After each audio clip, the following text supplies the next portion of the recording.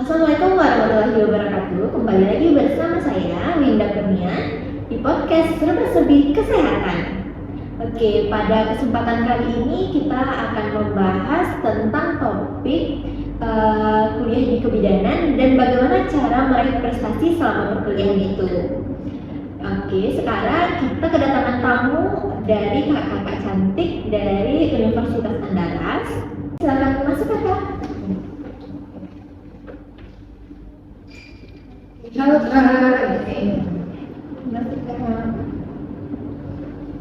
Oke, halo kak. Ini kakak dari kebidanan online ya? Benar sekali Kak.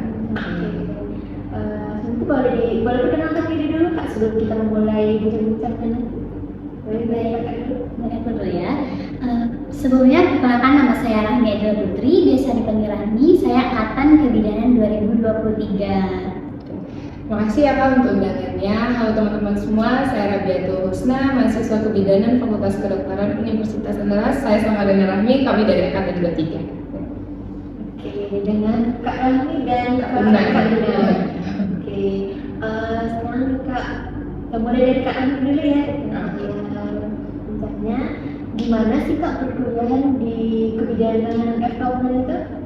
Gimana ya Kak? Seru sih. Atau orang skill kuliah di kebidanan FK itu susah ya kak? Enggak juga Kak, cuman lebih ini ya Kak ya, lebih terstruktur dan kami itu fun fact-nya udah dipaketkan ya Kak ya. Tergantung orangnya juga sih. Kalau dari kakak gimana tuh, Kak? Gimana sistematika dari perkuliahan kebidanan itu kak? Baik, mungkin di sini saya jelaskan sedikit ya Kak ya. Dulu kuliah kebidanan ini berdiri pada tahun 2013 Kak. Dimana ini sudah Udah banyak lulusan ya, Kak? ya, udah banyak nih lulusan dari Universitas Andalas ini sendiri. Nah, dimana di sini saya angkatan 2023 bersama Bunda ya. Di sini kami awalnya itu kuliah di Jati Kak. Kami kuliah di Jati pada semester 3 kurang tepatnya Kak, kami mendapatkan revitalisasi pemindahan agar kuliah ini lebih berjalan dengan maksimal, dan akhirnya kami sekarang sudah belajar di gedung yang sama dengan kedokteran, karena mayoritas sistem perkuliahan kami itu sama banget, hampir sama dengan kedokteran. Jadi lebih baik kami dipindahkan ke atas, dan sudah dilakukan juga ya Kak akreditasi, dan alhamdulillah prodi kebidanan Fakultas Kedokteran Universitas Andalas sekarang sudah akreditasi A. Oke. Keren sekali ya kak. Di Universitas Andalas ini yang baru juga ya kak kebidanan ini kan 2013 ya tadi. Iya benar Kak. Mungkin saya izin jelasin juga kan dengan Kak Rahmi ya Kak. Bagi teman-teman kesehatan semua, perlu diketahui di kuliah kebidanan FK UNAN ini ada beberapa mata perkuliahan. Yang pertama itu ada tutorial. Apa itu Kak tutorial Kak Rahmi? Tutorial, di mana di sini tutorial ini dilakukan selama 1 minggu itu 2 kali Kak. Di mana hari pertama dan hari kedua itu dilakukan berdasarkan 7 jam. Di mana hari yang pertama itu pada step 1 sampai step 5, dan di hari kedua ini dilakukan pada step 6 sampai 7-nya Kak. Ya, jadi tutorial ini sebenarnya adalah studi kasus di mana kami belajar langsung dari kasus dan diimplementasikan berdasarkan evidence base. Evidence base itu adalah penelitian ataupun kajian yang sudah dilakukan oleh para ahli, dan kami pecahkan masalah tersebut dengan 1 minggu pertemuan dengan 2 kali pertemuan tersebut. Iya. Untuk pembelajaran berikutnya itu ada juga Kak namanya keterampilan klinik. Boleh dijelaskan Kak ini keterampilan klinik? Baik, mungkin di sini keterampilan klinik itu biasanya kami itu ada jadwalnya itu 3 kali dalam seminggu Kak. Dimana biasanya itu 1 kali pertemuan itu 2 jam. Kakaknya ini keterampilan klinik ini juga kami sebut sebagai kakak ya guys ya. Nah, habis itu kakak ini per topik itu biasanya pada kan kuliah di kebidanan ini per blok gitu. Jadi pada blok 1 misalnya topiknya tentang asuhan kebidanan. Ya, misalnya kan ada topik ya Kak ya. Jadi kami itu dibentuk kelas kecil sekitar ada 10 orang ya Kak ya. Nanti ada satu dosen pembimbing, nanti diberikan topik per mata kuliah dan dijelaskan langsung oleh instrukturnya dan kami praktekkan menggunakan alat-alat medis. Itu udah langsung, cuman belum ke manusia ya Kak ya, masih menggunakan pantong. Oke, itu mungkin untuk keterampilan klinik. Berikutnya juga ada kelas kelas pengantar atau yang kami sering sebut dengan KP. KP. Dimana di sini KP ini mungkin nanti akan didatangkan satu dosen atau kuliah pekannya yang mahir dalam bidang tersebut Kak. Dimana ini biasanya satu kali dalam 50 menit Kak satu KP ini. Ya, nanti itu kelasnya kelas besar Kak, artinya satu angkatan itu juga menjadi satu. Jadi biasanya satu angkatan tuh ada berapa orang? Mayoritas alhamdulillahnya tiap tahun kebidanan ini selalu diminati Kak. Nah, apalagi kebidanan perkawinan dan tiap tahunnya itu nambah Kak, dan kebetulan di angkatan kami awalnya itu cuma 8 ya Kak ya. Namun terjadi nih seleksi alam dan alhamdulillahnya bertahan sampai saat ini 90 orang ya Kak ya. Iya. Lumayan banyak juga ya Kak, berarti kelas besarnya itu Memang besar Kak, nanti ada monitor, layar, nanti bisa dijelaskan di sana. Terus selain itu Kak, untuk Kakak tahu juga selain dari KP tadi juga ada kelas praktikum, kelas kuliah lapangan, dan juga KKN. Jadi banyak Kak, kamu juga tetap mengikuti siklus di UNAN walaupun siklus perkuliahan di UNAN meskipun kami sudah dipraktekkan. Mungkin juga ada nanti kuliah peminatan, itu kadang juga dari dosen luar. Ada yang dari hukum juga ya Kak ya? Iya Kak. Dan juga ada di semester 7 itu namanya magang Kak. Dan untuk Kakak tahu juga setelah kami dari S1, kami kan S1 ya Kak ya di kebidanan lingkungan, itu langsung biasanya bisa diikutkan dengan kuliah profesi. Kurang lebih 1,5 tahun untuk profesi. Langsung gelar bidan Kak. jadi berapa lama tuh Kak semuanya sampai dari SK ya Kak? Iya. Sampai ke gelar bidan Kak sampai profesi itu berapa tahun gitu Kak? Di sana. Kalau dari sarjana itu kalau sesuai dengan alur yang telah ditentukan departemen itu kurang lebih 3,5 ya Kak ya. Mungkin ditambah juga dengan profesi 1,5 kurang lebih 5 tahun ya kuliah kebidanannya. Di perkuliahan bidan itu dari yang Kak ceritakan Kak kan lumayan padat itu Kak.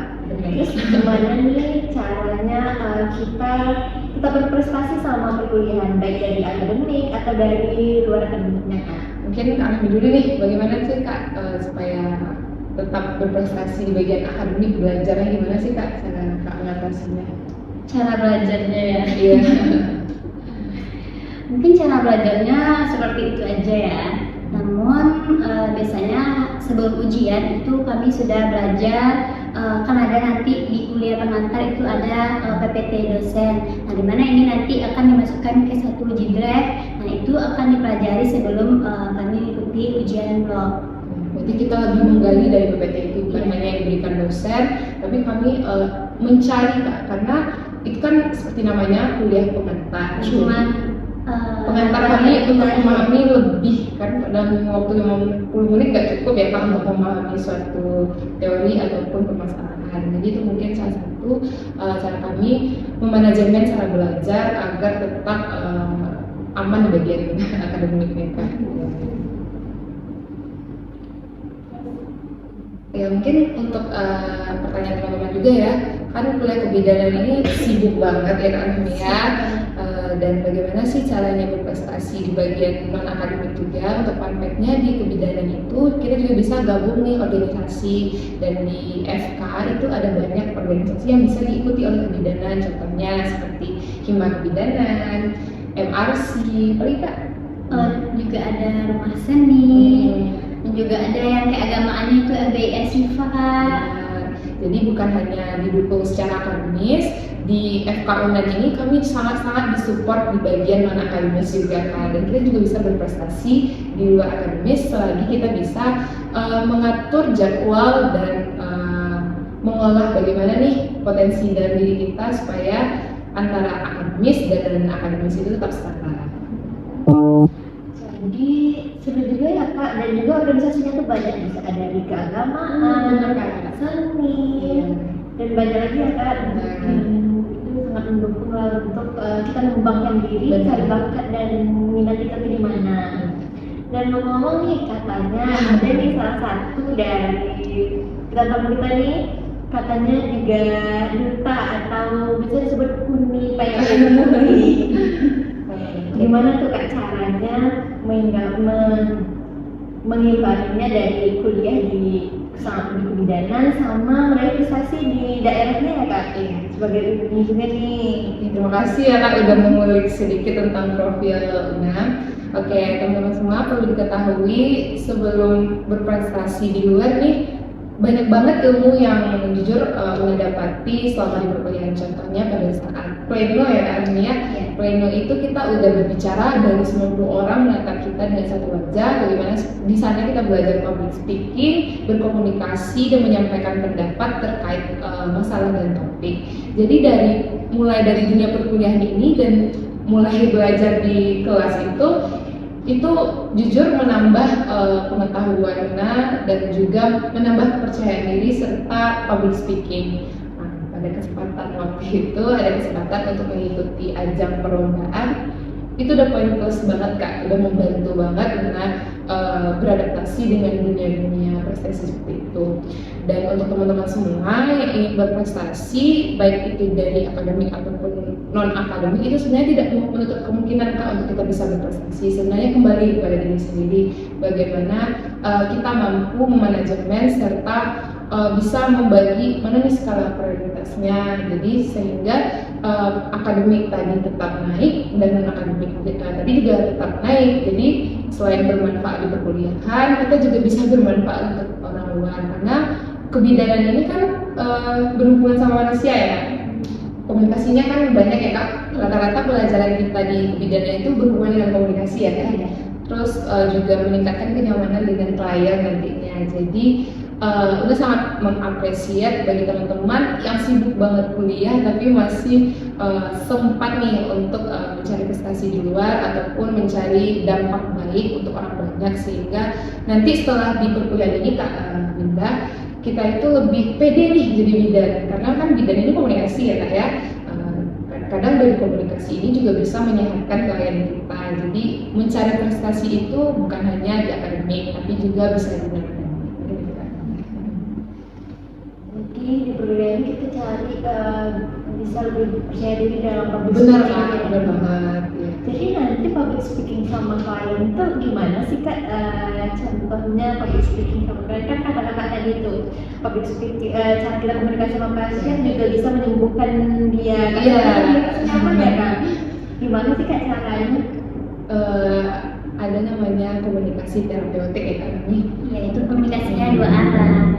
Jadi komunikasi ini sebenarnya adalah bentuk afirmasi positif yang bisa menjadi dukungan dan energi positif untuk meningkatkan, ada namanya hormon oksitosin ya. Hormon oksitosin ini adalah hormon cinta. Jadi ketika kita memberikan aspirasi tersebut, memberikan dukungan secara verbal ataupun non verbal pada klien, itu bisa meningkatkan hormon cinta, dan hormon cinta tersebut itu akan mengurangi yang namanya hormon kortisol. Itu adalah hormon stres Kak, ataupun hormon yang menyebabkan penyakit itu jadi semakin buruk. Jadi dengan berkomunikasi yang baik, mendukung klien, itu bisa meningkatkan secara tidak langsung Kak Binda. Intinya tuh public speaking sama cara kita komunikasi sama klien supaya dia nyaman dan muncul hormon cinta. Sebenarnya Kak ini kan sudah masa-masa adik-adik semua yang lulusan SMA untuk mendaftar nih kan di kebidanan. Apa sih Kak tips and trick untuk masuk ke bidan? Kita kan dulu. Mungkin kalau dari saya itu saya jalur SNBP, dimana di sini biasanya orang menyebutnya jalur undangan. Kerennya orang. Jadi di sini awalnya itu mungkin cerita sedikit ya. Awalnya saya juga nggak berminat kali milih kebidanan ini Kak. Jadi karena nggak ada yang ngambil kebidanan di SMA saya, itu saya ambil kebidanan Kak, dan alhamdulillah lulus di sini jalur SNBP Kak. Jadi jalur SNBP itu jalur dari nilai rapor SMA ya Kak? Iya, Kak. Di sebenarnya Kak.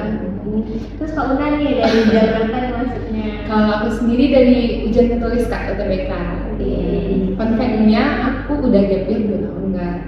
Ya karena sebelumnya minat aku lebih ke dunia militer, cuman belum rezeki, jadi aku ambil UTBK. Alhamdulillah lulus di kebidanan. Mungkin pesan dari kami berdua ya untuk adik-adik ataupun teman-teman yang mencintai dunia kesehatan nih, mau masuk lab kesehatan, sebenarnya apapun itu, baik itu dokter, perawat, bidan, ahli gizi, itu semua sama ya. Kita punya wewenang masing-masing, kita punya ruang lingkup masing-masing, dan kita akan berkolaborasi nantinya di dunia kerja. Jadi yang perlu diperhatikan itu sebenarnya bagaimana motivasi diri sendiri nih Kak. Kamu mau jadi apa, kamu ingin seperti apa, itu tergantung kamu, kembalikan kepada diri kamu. Yang jelas itu adalah pertama usaha, doa, dan minta restu dari orang tua.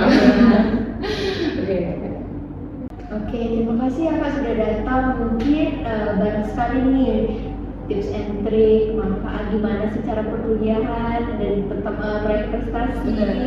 Banyak banget nih ilmu yang kita dapatkan dari kakak ini. Kami berdua juga mau coba terima kasih ya untuk Linda sudah mengundang kami ke podcastnya. Bisa juga ngajak dan sharing nih, kan masih banyak yang belum tahu juga tentang bidang dan benar gitu. Oke, banyak sekali ya pelajaran yang bisa kita ambil dari podcast hari ini, dari bintang kamu hebat kita, kakak dari kebidanan. Mungkin kita sudah mendapatkan nih gimana perkuliahan di FK UNAN bagi teman-teman yang mau kuliah di FK UNAN, dan juga gimana cara kita manajemen waktu dan juga agar tetap berprestasi selama perkuliahan.